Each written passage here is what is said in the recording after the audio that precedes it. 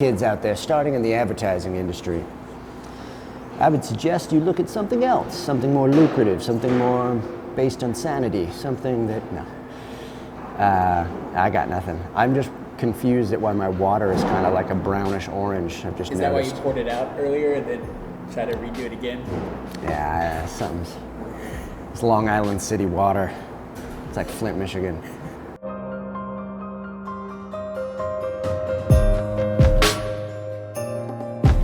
I don't think I could ever be a vest guy. I don't really get it though. Like, what's it doing? Just keeping just your like torso warm?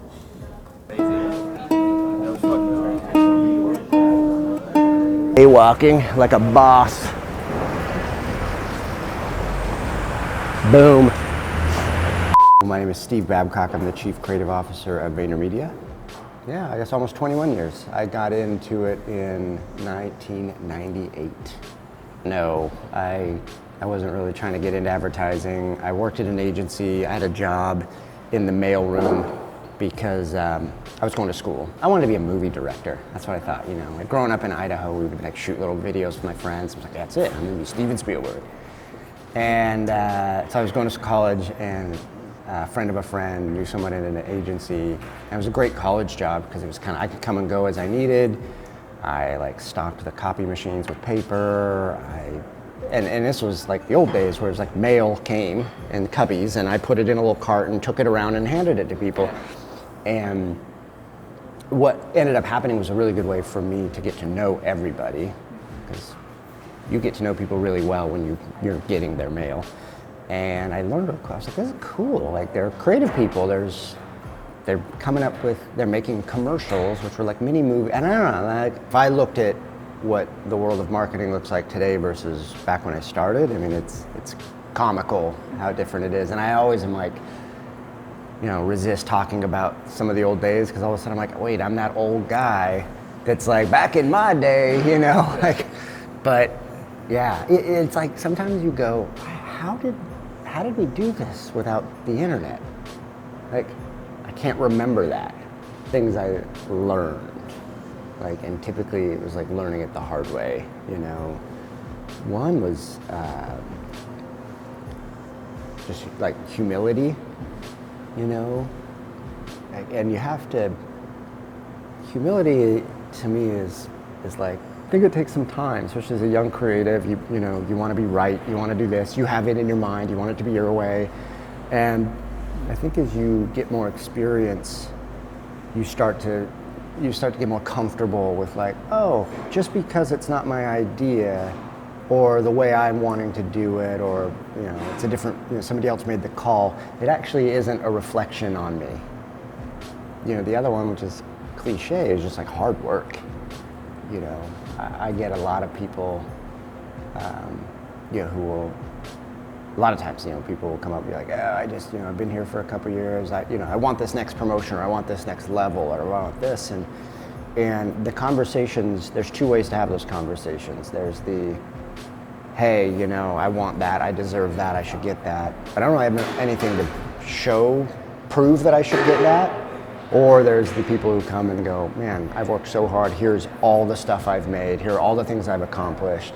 And I always say, like, that's your number one bargaining chip for anything in this industry, whether it's like you want to get a promotion or just get paid more. It's like, show the stuff that exists because you're here, you know.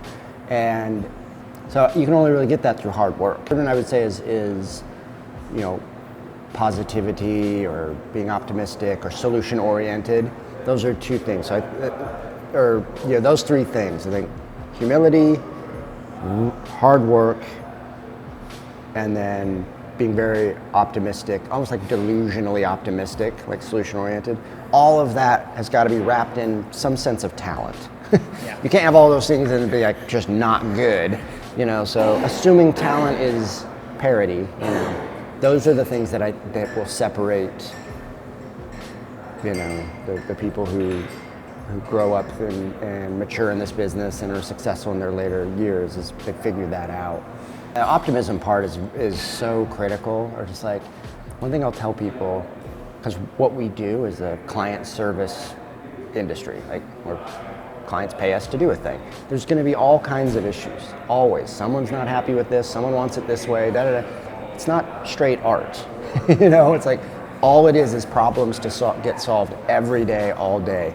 And I found really, at a former agency where I used to work, somebody would refer to this type of person as a speed bump.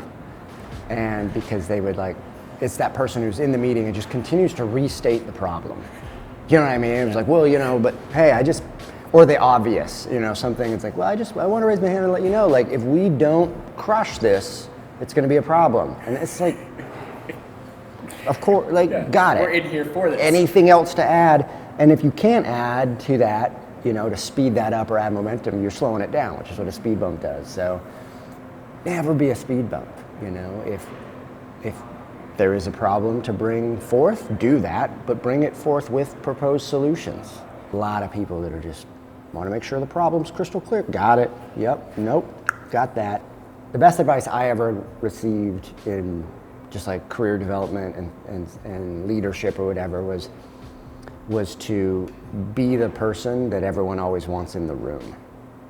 And that's just kind of, that encompasses everything. It's like, well, why would you want to be in the room? It's like, okay, someone wants you in the room because you're smart, you've got good ideas. They probably want you in the room because you're going to not be a speed bump. They want you in the room because you are probably, good vibes, positive vibes. That's great. All of the things, if you can do that, it doesn't mean you're the smartest person in the room. It doesn't mean you even run the room. It's just be that person that whenever there's something to get figured out, the majority of the people in that room are like, we need so-and-so in here. Or I don't want to have that meeting unless so-and-so is in here. Then you're probably checking off the boxes of what a good leader is. The biggest way to grow your creative muscle is to get into uncomfortable scenarios. I think people will often mistake a rut for what we think is a well-oiled machine. You're all the time, it's people are we've been on this client for 5 years. It's like, it's like you have no idea that you're actually in a rut because you're so familiar with this. You can predict what the client's going to do. It feels good. Job's pretty easy, but you are actually not growing. Your progress is in a rut. So when I go, I'm going to blow that up and put you on this weird thing over here and you on this thing that you have no business being on and you over here and you over here, everybody levels up. And, I think it's a big part of this job. I guess the other way to put it is that you want everyone coming to work and being challenged all the time. And it's easy in this business, especially if it's something you're interested in and like a lot, to not get challenged. Yeah. More so to go, okay, that's where you want to go, but what's the bridge right in front of you? Conquer that bridge. What's the bridge right in front of that? Conquer that bridge. Meaning one step at a time, basically. And the way you get to probably any advancement in life, but definitely in the industry, the way you would get there is literally crush the thing you're assigned at that moment. That's really it, and so that'd be my biggest advice for anybody who's entering the industry and knows they want to become a creative director is worry about that way later.